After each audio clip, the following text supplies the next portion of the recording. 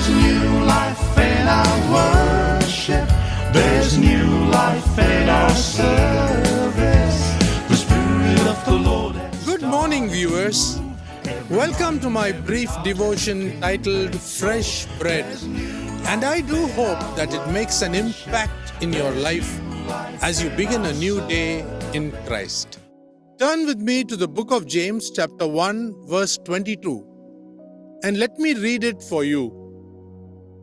But be doers of the word, and not hearers only, deceiving yourselves. To explain this verse today, I want to share an interesting story that I heard, and it's a Japanese oral tradition tale. A Japanese Christian who went into heaven after his death was perplexed and astonished at the sight of the numerous human ears that were put on display.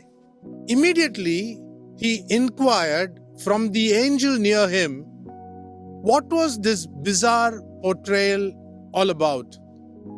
So the angel emphatically replied, these are the ears of all those people who heard numerous sermons but never made an effort to put it into practice. Thus, these ears are showcased in heaven as a testament, while their bodies have been thrown into hell. As this man walked down further, he saw yet another strange exhibit. What do these signify? He curiously asked the angel.